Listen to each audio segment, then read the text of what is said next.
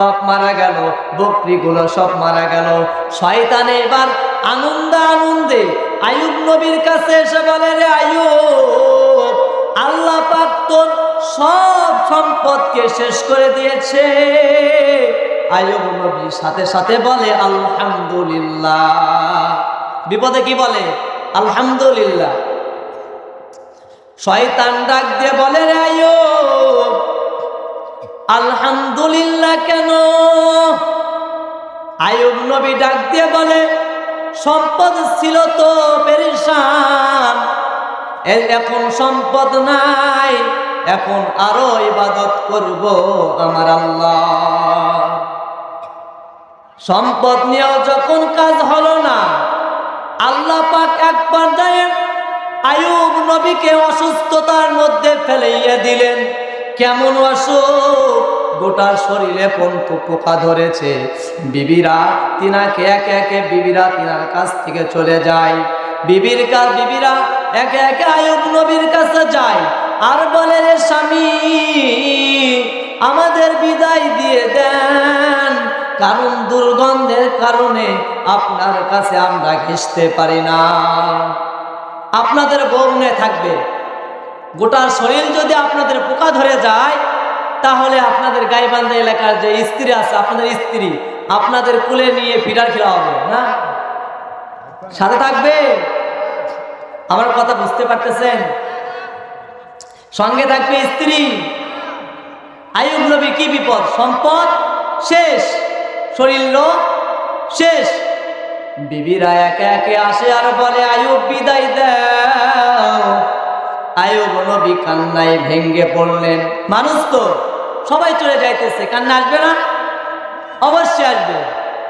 আইয়ুব নবীর কান্নার আওয়াজ, আইয়ুব নবী কান্না করে আর বলে, বিবিরা যাও, আমি আইয়ুবের তো কোনো পেরেশান নাই, দুনিয়ার মানুষ সবাই আমাকে ছাড়িয়া গেলে আমার কোনো পেরেশান নাই, কারণ আমার সাথে একমাত্র মালিক রয়েছে, তিনি হলেন আল্লাহ।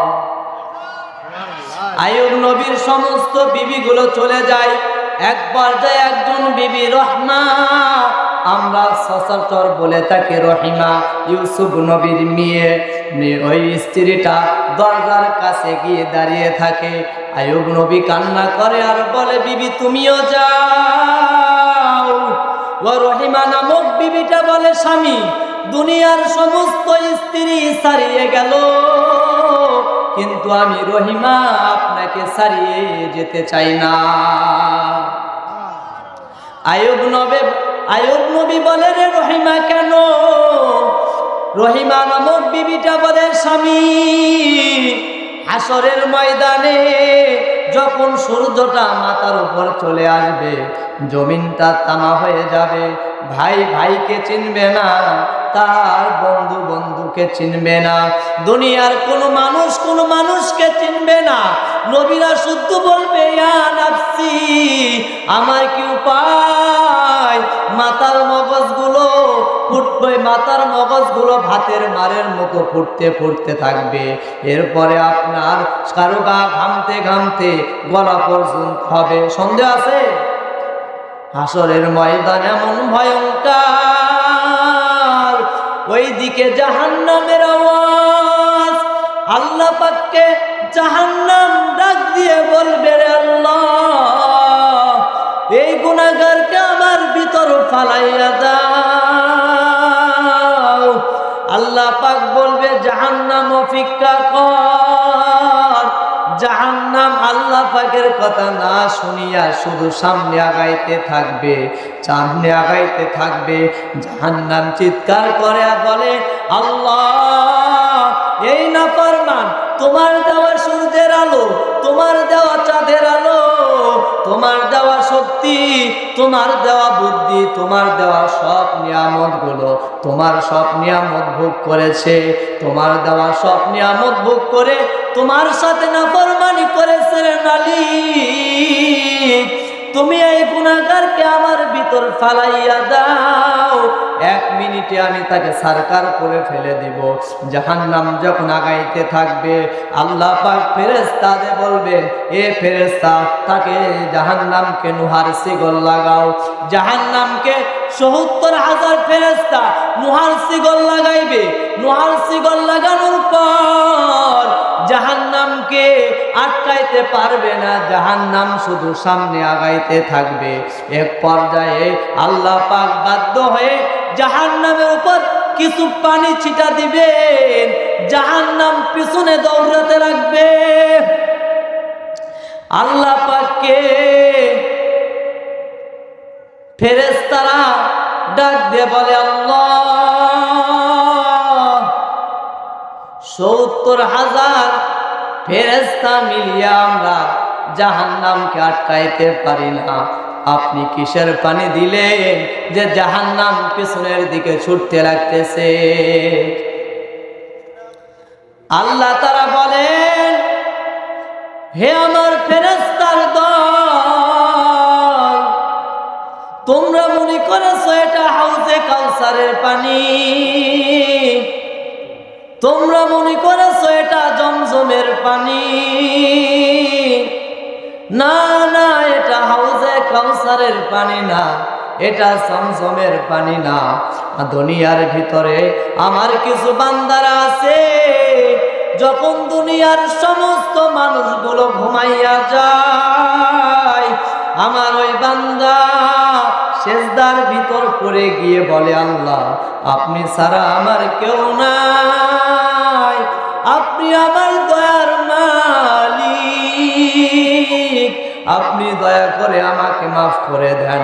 ওই বান্দারা যে জমিনে কান্না করেছে, ওই কান্নার পানি আমি আল্লাহ পাক হেফাজত করে আমার কাছে রেখে দিয়েছি। ওই পানি জাহান্নামকে দেয়, জাহান্নাম পিছনের দিকে দৌড়। যেই নবীর উম্মত হওয়ার কারণে আল্লাহ পাক এত মর্যাদা দিয়েছেন, ওই নবীর দেশে আমাদের যাইতে মন চায় না? কার কার মন চাই? দুটো হাত তুলেন দেখি। আল্লাহ আমাদের সবাইকে মদিনা না দেখাইয়া কবরে নেন না, আমাদের সবাইকে আপনার রসুলের রওজা না দেখাইয়া কবরে নেন না। সবাই বলে আল্লাহুম্মা আমিন। মদিনা যাইতে পারলাম না, মদিনা দেখতে পারলাম না, মদিনা নাম কত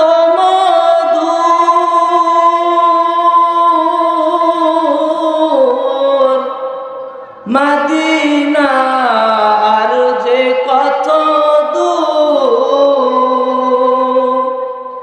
পাখির নাই ডানা থাকিলে, পাখির নাই ডানা থাকিলে উড়ে যেতাম মদিনা, মদিনা যাইতে পারলাম না, মদিনা দেখতে পারলাম না।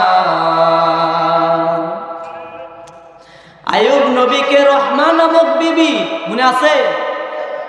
ডাক দিয়ে বলে, স্বামী যান, কিয়ামতের ময়দানে তো কেউ কাউকে চিনবে না, সবাই শুধু বলবে ইয়া নাফসি, আমার কি উপায়, আমার কি উপায়, আমার কি উপায়। ওই সময় যদি আমি রহিমাকে আল্লাহ পাক ডাক দিয়ে বলে, রে রহিমা, আমি আল্লাহর জন্য কি নিয়ে এসেছো? আমি রহিমা যদি আল্লাহর কাছে কোনো কিছু পেশ করতে নাও পারি, আল্লাহর কাছে শুধু এতটুকু বলবো, আল্লাহ, আমি আপনার একজন জলিলুল কদর পয়গম্বর, আপনার দোস্ত আইয়ুব নবীর স্ত্রী হয়ে আমি এসেছি। আইয়ুব নবীর পাশে কেউ নাই। ওই সময় বিবি রহিমা নামক বিবি আইয়ুব নবীর সঙ্গী, আল্লাহ পাক বলেন, তোমরা যদি তোমরা বিপদে পড়ে যাও তাহলে তোমরা নৈরাশ হইও না। যদি গুনাহের ভিতরে পড়ে যাও বান্দা নৈরাশ হইও না, কারণ আমি আল্লাহ পাক, যদি আমি আল্লাহ বিপদ দিতে পারি, আমি আল্লাহ তোমার কাছ থেকে বিপদ হটাইয়া দিতে পারি।